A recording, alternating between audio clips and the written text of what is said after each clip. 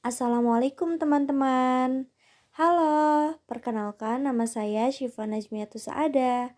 Di sini saya akan menemani teman-teman untuk menambah wawasan pengetahuan seputar kimia lingkungan. Tahukah kamu, 5 negara ini ternyata penyumbang sampah plastik terbesar di dunia loh. Artikel ini dirilis oleh Tempo.co pada Rabu tanggal 27 Oktober 2021 pukul 6 lebih 10 menit waktu Indonesia Barat. Di mana di dalam artikelnya menyatakan bahwa pada peringkat pertama diduduki oleh India. Pada 2020, India menjadi negara terburuk penghasil sampah plastik di lautan. Setidaknya, India menghasilkan 126,5 juta kilo sampah plastik per tahunnya. Berat sampah plastik di India setara dengan 250 ribu lumba-lumba loh. Pada peringkat kedua diduduki oleh negara Cina. Cina merupakan negara tirai bambu. Dan ternyata Cina menduduki peringkat kedua loh dalam penghasil sampah plastik terbesar di lautan. Cina setidaknya menghasilkan 70,7 juta kilogram sampah plastik per tahunnya. Yang ternyata sampah itu menyumbat laut secara global. Nah, pada peringkat ketiga ternyata negara kita nih yang menduduki peringkat ketiga, yaitu Indonesia. Dijelaskan dalam laman indonesia.go.id pada tahun 2020, Indonesia menghasilkan sampah plastik sebanyak 67,8 juta ton atau terdapat 185.753 ton sampah setiap harinya dihasilkan oleh 270 juta penduduk. Indonesia menghasilkan sampah plastik di laut sebanyak 56,3 juta kilogram. Bahkan, Sungai Citarum dinobatkan sebagai sungai paling tercemar di dunia. Sedih sekali ya kita sebagai warga Indonesia mendengarkan berita tersebut. Kemudian pada peringkat keempat diduduki oleh Amerika Serikat, di mana pada tahun 2018 sampah plastik menyumbang sebanyak 12% dari 292 juta ton limbah padat perkotaan di Amerika Serikat dengan total sekitar 35,7 juta ton. Hal ini menjadikan Amerika Serikat menempati peringkat keempat di antara negara-negara pesisir yang membuang sampah plastik ke laut secara ilegal. Kemudian pada peringkat selanjutnya diduduki oleh Brazil. Laporan terbaru WHO menyatakan bahwa Brazil adalah produsen sampah plastik terbesar keempat di dunia. Setidaknya sebanyak 38 kg sampah plastik dihasilkan oleh negara yang memiliki hutan Amazon ini. Itulah tadi 5 negara penghasil sampah plastik terbesar di dunia. Mari kita lihat 10 negara terbaik pendaur ulang sampah. Artikel ini dirilis oleh sindonews.com pada Minggu 17 Mei 2020 pukul 11:49 waktu Indonesia Barat. Di dalam artikel ini menyatakan bahwa Jerman adalah negara dengan tingkat daur ulang sampah terbaik di dunia berdasarkan data dari Eunomia yang dikutip oleh World Economic Forum. Di Jerman, persentase sampah yang diolah kembali sudah di atas 50% loh. Sistem pengolahan dan pemilahan yang dilakukan Jerman sebenarnya sederhana, namun sangat mendetail. Kotak pembuangan sampah di Jerman berwarna-warni yang ada di sekitar daerah tempat tinggal, mendorong pemilihan dilakukan oleh tiap-tiap individu atau setidaknya dari rumah masing-masing loh teman-teman. Pada peringkat kedua, sebagai negara terbaik dalam pendaur ulang sampah yaitu diduduki oleh Korea Selatan. Di mana Korea Selatan menerapkan skema daur ulang elektronik pada tahun 1992 yang memaksa produsen menyediakan opsi daur ulang untuk barang-barang elektronik. Wah, Keren sekali ya di Korea Selatan. Semoga kedepannya Indonesia dapat mencontoh negara ginseng ini dalam pendaur ulangan sampah. Kebijakan pemerintah ini ternyata berdasarkan prediksi dari pemerintah negara ginseng loh, di mana negara Korea Selatan, pemerintahan negara Korea Selatan sudah memprediksikan persoalan sampah masa depan akan didominasi oleh limbah elektronik. Yang menjadi pertanyaan di sini, mengapa bisa Indonesia menjadi peringkat ketiga dalam penghasil sampah terbesar di dunia? Alasannya, yang pertama karena public awareness atau kurangnya kesadaran masyarakat untuk membuang sampah pada tempatnya. Inilah merupakan kendala terbesar dalam mengurangi sampah di Indonesia. Meskipun pemerintah telah mencoba menyediakan tempat sampah pada banyak titik, masih banyak ditemukan sampah yang dibuang sembarangan. Oleh karena itu, sangat dibutuhkan sekali kesadaran masyarakat untuk membuang sampah pada tempatnya. Karena kita sebagai khalifah di muka bumi ini dilarang oleh Allah untuk merusak atau melakukan kerusakan di muka bumi.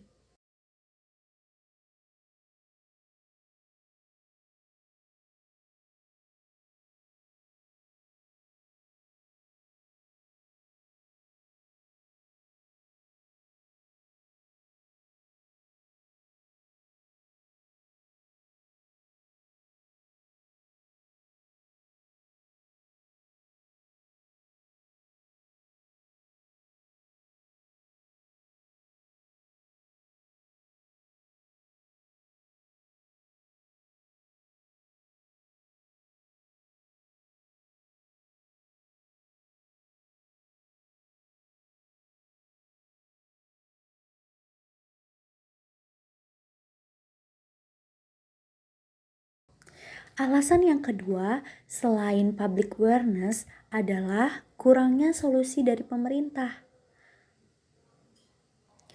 Dengan banyaknya jumlah penduduk, pemerintah diharuskan berpikir cepat untuk menemukan solusi agar masyarakat lebih termotivasi untuk membuang sampah pada tempatnya yang telah disediakan. Menurut pendapat saya pribadi, dalam kebijakan pemerintah ini sangat kurang untuk mengatasi pengolahan atau pembuangan sampah. Walaupun sebenarnya pemerintah sudah memberikan kebijakan seperti pembedaan sampah organik, anorganik, dan B3, namun pada kenyataannya dalam pengangkutan sampahnya, sampah-sampah tersebut dijadikan satu, kemudian dibuang, baik itu dibuang ke laut maupun dibuang ke tempat pembuangan umum. Tentu saja hal ini dirasa percuma untuk membedakan sampah organik, anorganik, dan B3 kalau pada pengangkutannya atau pembawaan dari tempat sampah ke TPU itu dilakukan secara bebarengan atau disatukan. Itu dirasa sangat percuma dalam pembagian sampah organik, anorganik, dan B3. Oleh karena itu, solusi dari pemerintah atau kebijakan dari pemerintah harus ditingkatkan untuk pengolahan sampah plastik atau sampah-sampah domestik maupun sampah industri lainnya. Secara umum, sampah dibagi ke dalam 3 jenis. Pertama, sampah organik, sampah anorganik, dan B3. Seperti yang dikutip di dalam artikel yang berjudul Pilah Sampah ke dalam 3 jenis sampah berikut yang dirilis oleh smartcity.jakarta.go.id menyatakan bahwa sampah organik merupakan sampah yang berasal dari alam atau sampah-sampah alami seperti dedaunan, ranting pohon, dan sisa makanan. Sampah organik di Indonesia sendiri memiliki tempat sampah yang berwarna hijau. Jadi, kita membuang sampah organik ke dalam tempat sampah berwarna hijau. Kemudian, sampah anorganik. Sampah anorganik contohnya adalah plastik, kaleng, styrofoam, dan sebagainya. Sampah anorganik ini rata-rata merupakan sampah yang sulit terurai. Oleh karena itu, dalam pembuangannya, sampah organik dan anorganik dibedakan. Untuk membuang sampah anorganik, yaitu kita membuang pada tempat sampah yang berwarna kuning. Selanjutnya adalah sampah B3 atau bahan berbahaya dan beracun.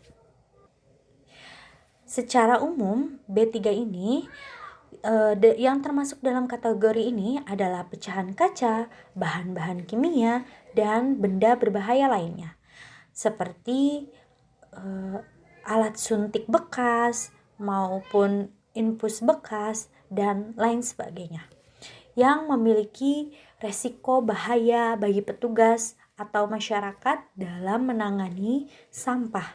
Oleh karena itu, untuk membuang sampah B3 perlu dipisahkan dengan sampah domestik lainnya, yaitu dengan dibuang pada tempat sampah berwarna merah.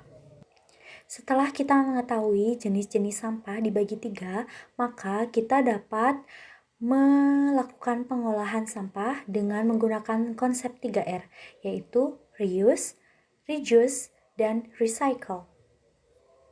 Yang pertama adalah reduce. Reduce yaitu mengurangi pemakaian dari bahan-bahan yang dapat merusak lingkungan. Misalnya, kita menggunakan tote bag untuk menggantikan atau menolak kantong plastik. Atau kita menggunakan tumbler atau botol minum untuk membeli jus untuk menolak gelas plastik. Hal tersebut dapat mengurangi produksi sampah plastik di Indonesia. Yang kedua adalah reuse. Reuse atau memakai kembali barang yang tidak terpakai. Namun, reuse ini barangnya tetap bentuknya dan fungsinya itu sama, namun dapat digunakan kembali. Misalnya, baju yang sudah tidak dipakai atau baju yang sudah kecil bisa disumbangkan kepada orang-orang yang membutuhkan untuk digunakan kembali. Kemudian, yang ketiga adalah recycle. Recycle sendiri adalah mendaur ulang sampah menjadi suatu barang yang baru, yang dapat digunakan kembali dan layak fungsi. Misalnya, kita mempunyai bungkusan kopi atau bungkusan minuman, kemudian bisa kita ubah menjadi sebuah tas. Atau kita bisa mengubah tutup botol Coca-Cola menjadi sebuah anting atau gelang, atau juga kita bisa mengubah sendok plastik bekas dijadikan sebuah lampu tidur, dan lain sebagainya. Konsep 3R ini bisa digunakan untuk mengurangi penggunaan plastik. Dan dengan begitu, kita dapat mengurangi sampah plastik di Indonesia. Apa kalian tahu teman-teman, bahwasannya plastik yang terbuat dari bahan dasar minyak bumi beserta dengan aneka bahan lainnya yang ditambahkan dalam pembuatannya tidak dapat terurai dengan cara yang sama seperti bahan organik. Seperti yang kita ketahui, sampah organik seperti kayu, rumput, dedaunan, serta makanan yang dibuang mengalami proses yang disebut biodegradasi ketika tertimbun di dalam tanah, di mana bahan-bahan ini diubah oleh bakteri di dalam tanah menjadi senyawa yang berguna. Namun, hal ini tidak berlaku untuk sampah plastik. Walaupun banyak dobrakan-dobrakan dari perusahaan-perusahaan yang membuat kantong plastik ramah lingkungan atau kantong plastik yang terbuat dari polietilen tidak dapat mengalami biodegradasi. Konsep 3R ini bisa digunakan untuk mengurangi penggunaan plastik. Dan dengan begitu, kita dapat mengurangi sampah plastik di Indonesia. Apa kalian tahu teman-teman, bahwasannya plastik yang terbuat dari bahan dasar minyak bumi beserta dengan aneka bahan lainnya yang ditambahkan dalam pembuatannya tidak dapat terurai dengan cara yang sama seperti bahan organik. Seperti yang kita ketahui, sampah organik seperti kayu, rumput, dedaunan, serta makanan yang dibuang mengalami proses yang disebut biodegradasi ketika tertimbun di dalam tanah, di mana bahan-bahan ini diubah oleh bakteri di dalam tanah menjadi senyawa yang berguna. Namun, hal ini tidak berlaku untuk sampah plastik. Walaupun banyak dobrakan dari perusahaan-perusahaan yang membuat kantong plastik atau kemasan yang ramah lingkungan. Namun, seperti yang kita ketahui, kantong plastik sendiri terbuat dari polietilen yang tidak dapat mengalami biodegradasi.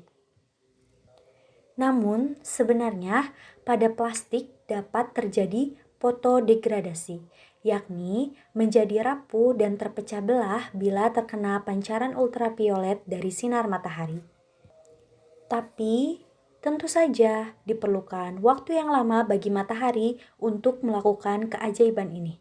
Sehingga para pakar memperkirakan setidaknya dibutuhkan waktu selama 500 tahun hingga 1000 tahun untuk terjadinya penguraian.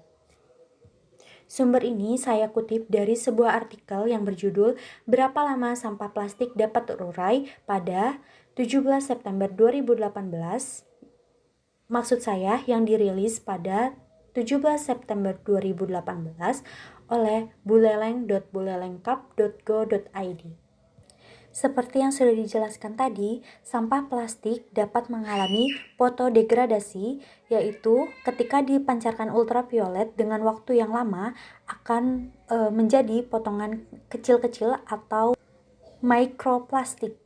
Namun, potongan-potongan kecil yang tadi terpotong-potong ini sulit dideteksi dan dibersihkan. Sehingga mikroplastik sangat berbahaya bagi organisme hidup. Banyak sekali penelitian atau jurnal-jurnal telah membuktikan bahwa mikroplastik ditemukan di dalam organisme hidup, terutama biota laut. Bagaimana sih proses terjadinya bioakumulasi sampah plastik? Yang pertama, manusia menggunakan plastik dalam kehidupan sehari-harinya. Misalnya kita belanja di supermarket, kita menggunakan kantong plastik, kita membeli makanan, kita menggunakan kantong plastik, kita membeli jus, kita menggunakan kantong plastik, maupun kegiatan-kegiatan lainnya yang mengikut sertakan kantong plastik dalam kehidupan kita. Selanjutnya, karena kantong plastik ini merupakan kantong plastik sekali pakai, sehingga kantong plastik ini kita buang ke sampahan organik. Namun, karena Indonesia sendiri merupakan negara yang kebijakan pemerintahnya dalam pengolahan sampah ini masih dinilai kurang, sehingga pembuangannya itu ada yang membuangnya ke daerah sekitar laut. Oleh karena itu, sampah plastik ini tertimbun di laut dan dia terfotodegradasi oleh ultraviolet dari sinar matahari menjadi potongan-potongan kecil yang kita sebut sebagai mikroplastik. Kemudian karena mikroplastik ini tidak dapat kita deteksi dan sangat berbahaya bagi biota laut atau makhluk hidup, sehingga mikroplastik ini dapat terbawa oleh arus lautan ke tengah-tengah laut. Kemudian tanpa disadari oleh biota laut, mikroplastik ini tertelan. Karena organisme laut tidak dapat membedakan antara makanan dan plastik. Akibatnya, partikel plastik yang tertelan menumpuk di dalam tubuh mereka. Selanjutnya, di alam terjadi fenomena makan-memakan yang saling berhubungan ada dalam rantai makanan. Maksudnya, ikan kecil ini tadi memakan mikroplastik karena dia menyangka itu adalah makanan dan tidak menyangka bahwa itu mikroplastik. Kemudian ikan sedang memakan ikan kecil, kemudian ikan besar memakan ikan sedang, dan nelayan memancing ikan besar. Kemudian ikan besar ini dijual di pasaran dan kita sendiri yang memakan ikan besar. Dan ternyata ikan besar ini telah mengalami bioakumulasi sampah plastik. Oleh karena itu, yang terdapat dampaknya, yaitu kita sebagai manusia. Karena kita yang membuang sampah plastik dan kita juga yang memakan mikroplastik secara tidak langsung dari ikan yang dipancing atau yang kita beli di pasaran, ikan-ikan laut yang kita beli dari pasar. Seperti yang diketahui dari artikel yang berjudul Akumulasi Sampah Plastik di Muara Sungai Wonorejo pada 2 musim berbeda yang dirilis oleh fst.unair.ac.id, menyatakan bahwa plastik dalam tubuh manusia adalah kasus baru yang melibatkan potongan-potongan kecil plastik yang disebut sebagai mikroplastik yang ditemukan dalam tubuh manusia. Mikroplastik sendiri berukuran kurang dari 5 mm, berasal dari 2 sumber, yaitu produk plastik kecil asli dan hasil fragmentasi partikel plastik besar. Saat ini, beberapa negara mengatur produksi dan penggunaan partikel plastik kecil asli untuk menyelamatkan lingkungan. Akibatnya, fragmentasi partikel plastik besar menjadi masalah yang harus dipecahkan. Fragmentasi partikel plastik besar dapat dicegah dengan menghindari masuknya sampah plastik ke badan air. Masuknya sampah plastik ke badan air, khususnya sungai, menyebabkan akumulasi potongan plastik di ekosistem laut dan di ekosistem sungai. Oleh karena itu, nanti mikroplastik ini akan terus mengalir di sepanjang aliran sungai di negara berkembang seperti Indonesia. Dengan demikian, mikroplastik akhirnya akan terakumulasi di muara dan menjadi polutan ekosistem laut, seperti yang sudah saya jelaskan di awal. Sangat seram sekali ya ternyata dampak dari sampah plastik ini, mikroplastik ini untuk kehidupan makhluk hidup. Bioakumulasi mikroplastik ini membutuhkan waktu yang lama karena dia berakumulasi, tidak mengeluarkan dampak yang langsung. Misalnya kita memakan ikan yang ternyata dia itu telah terakumulasi sampah plastiknya di dalam tubuhnya dan kita memakannya, kita tidak langsung mengalami sakit gitu, tapi kita membutuhkan waktu untuk mendapatkan efek dari bioakumulasi sampah plastik ini. Nah, dampak-dampaknya seperti apa sih? Seperti yang kita ketahui, di zaman sekarang banyak sekali penyakit-penyakit yang langka, tidak seperti zaman dahulu gitu. Sekarang sudah banyak yang mengalami kanker, kemudian diabetes, dan mengalami penyakit-penyakit lainnya. Itu bisa juga disebabkan karena pencemaran dari mikroplastik. Oleh karena itu, solusi terbaik dalam penanggulangan masalah ini yaitu kita harus menekankan penggunaan sampah plastik.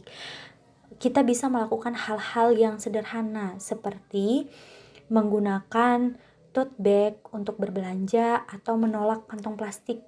Dengan cara kita mencari solusi yang lebih baik daripada kita menggunakan kantong plastik. Demikian materi yang dapat saya sampaikan. Semoga dapat bermanfaat dan membuka insight kita mengenai pengolahan sampah plastik, mengenai permasalahan di Indonesia tentang sampah. Karena kita erat sekali dengan penggunaan plastik, sehingga saya berharap teman-teman semua dapat menekankan penggunaan sampah. Saya mohon maaf bila ada kesalahan maupun penjelasan yang kurang jelas. Saya akhiri. Wassalamualaikum warahmatullahi wabarakatuh. Bye-bye teman-teman. Terima kasih.